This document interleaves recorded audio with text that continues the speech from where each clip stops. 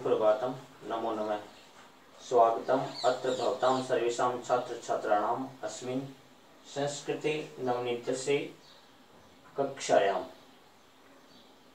प्रिय विद्यार्थियों, पिछले टर्म पर मैंने आपको उच्चारण स्थानानी ये टॉपिक बताया था, जिसमें मैंने आपको उच्चारण के 10 स्थान बताए और परिभाषा भी बताई थी कि जिस अंग के द्वारा अपन किसी भी अक्षर का उच्चारण करते हैं तो वो उच्चारण का स्थान होता है। पहला इसमें अपन ने पढ़ा था उच्चारण का स्थान कंठ। ठीक है, तो कंठ से अपन ने एक सूत्र पढ़ा था, एकु है विसर्जनीय नाम कंठ है। ए का मतलब ए आ हो गया, कु का मतलब कैवर्ग पूरा हो गया। ठीक है, कु का मतलब कैवर्ग पूरा हो गया, कै खे गे गे। ठीक है, तो ये अपन ने पढ़ा था। और है और विसर्ग ये अपन ने पढ़ा था। ठीक है, इसके बाद में अपन ने 2 नंबर पे पढ़ा था तालु, यानी कंठ के बाद में 2 नंबर पे क्या आता है, तालु।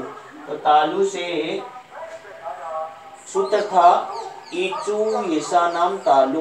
इचु येसा नाम तालु, यानी ई छोटी बड़ी ये और ये और से, इनका उच्चारण स्थान क्या है, ये तालव्य है, इनको तालु के द्वारा बोला जाता है। ठीक है बच्चों, 3 नंबर पे अपन ने पढ़ा था मूर्धा। सूत्र था ऋतु प्रसाणाम मूर्धा। तो री टू का मतलब टे और रे और ये षटकोण वाला से, इनको अपन मूर्धा से बोलते हैं। ठीक है बच्चों, चौथे नंबर पे यहां से चलोगे, चौथे नंबर पे आते हैं दांत दंत। तो री सूत्र था ऋतु लसानाम दंता। री का मतलब ले, तू का मतलब ते और से कौन सा, तीसरा से सड़क वाला, दंते से, इनको अपन दांतों से बोलते हैं। अगला 5वां था ओष्ठ, यानी दांतों के बाद बाहर आते हैं तो ओष्ठ। ठीक है, ओष्ठ में उपद्यमाना नाम ओष्ठो, यानी ऊ और पे फे बे में, इनको अपन बोलते हैं और इनको उच्चारित करते हैं किससे, होठों से बोलते हैं बच्चों। किनसे, होठों से बोल रहे हैं।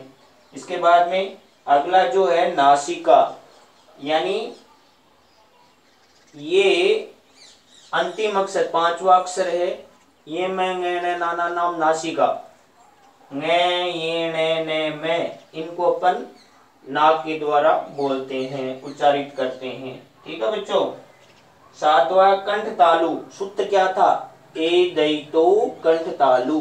ए दैतो यानी ए और ऐ, ए और ऐ, इनको अपन किन से बोल रहे हैं, कंठ और तालु दोनों के मेल से जब अपन बोलते हैं तो अपनी जीभ है, जिह्वा वो कंठ और तालु को स्पर्श करती है।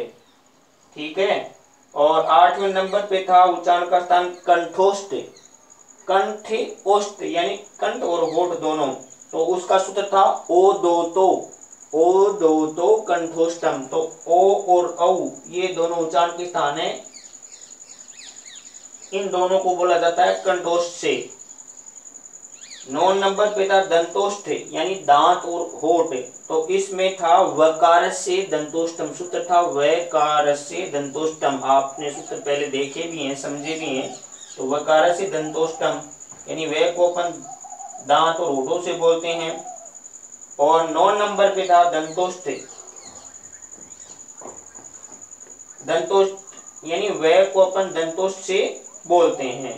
और जीवामूल्य था जीवामूलम, यानी कै खे हलंत वाले, इनको हम जीभ के पिछले भाग से बोलते हैं, तो ये जीवामूल्य हो गए।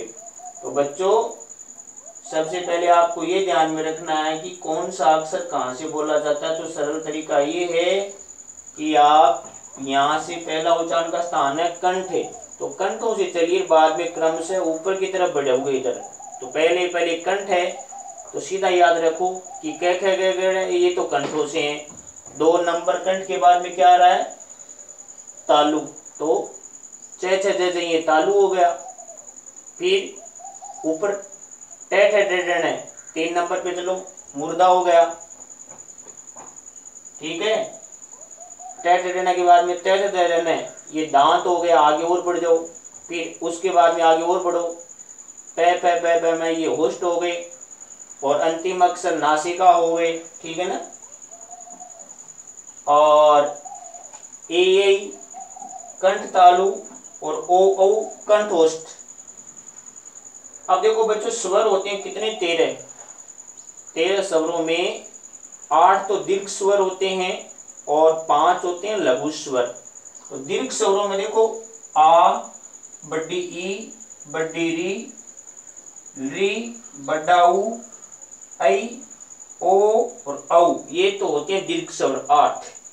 और छोटे स्वर लघु स्वर हैं 5। कौन से? ए, ई, छोटी री, छोटा ऊ और ए। कितने हो गए? 5। ये हो गए लघु स्वर, ठीक है बच्चों। तो स्वर 13 हैं, इनके उच्चारण के स्थान यही है, ठीक है। और स्पर्श व्यंजन कितने हैं? 25। स्पर्श व्यंजन है 25, यानी क ख ग की पूरी लाइन, च छ ज ज ट ठ ड ढ त थ द ध न प प ब में, ये 20 हो गए, ठीक है ना। और 5 हो गए अंतिम प फ ब में, ठीक है। तो ये 25 स्पर्श व्यंजन हो गए। और ये मैं अंतिम है, ये है नासिका उच्चारण स्थान। ये क्या है? नासिक के वर्ण। अंतस्थ व्यंजन है 4, ये, रे, ले और वे भी अंतस्थ में ही है, ठीक है। ये, वे, रे, ले। और उष्म वर्ण किन को कहते हैं? से को। उष्म यानी उष्म का मतलब होता है गर्म, से है। और अयोगवा में विसर्ग है, विसर्ग किससे बोला जाएगा? कंठों से। आप पहला ही सूत्र है, एकु है विसर्जनीय नाम कंठ है। तो ए आ का और क ख ग ग का और है का और विसर्ग का, इनका उच्चारण का स्थान है कंठ, ठीक है बच्चों। सीधा याद कर लीजिए। तीनों से है वो कहां से शुरू हो रहे हैं? तालु से। तो कंठ के बाद में तालु यहाँ है। पहला से तालु, फिर दूसरा से तालु के बाद में मुर्दा और तीसरा से दांत। तो ऐसे नंबर से चलिए आप, ठीक है। तो इस प्रकार से इस तालिका को याद कर लोगे बच्चों। ये टॉपिक इतना ही बड़ा है, इसमें उच्चारण का स्थान पूछेंगे आपको, 2 नंबर का आता है पेपर में, ठीक है। तो ये आप ऐसे याद कर लोगे। तालिका है, आप बोर्ड से भी लिख सकते हो, स्क्रीनशॉट लेकर के वो लिख सकते हो। आपको पीडीएफ है 2 पेज का इसका होगा, मैं भेज दूंगा, ठीक है। और आपको अगर अक्षर अच्छे से दिखाई नहीं दे रहे हैं तो बता देना कमेंट में। आवाज सुनाई नहीं दे रही ढंग से तो भी बोल देना, कमेंट करना बच्चों, ठीक है। चैनल को लाइक करिए, सब्सक्राइब करिए और कमेंट करिए, ठीक है बच्चों। वीडियो देखने के लिए आपका बहुत बहुत धन्यवाद। आज का दिन आपका शुभ रहे, धन्यवाद।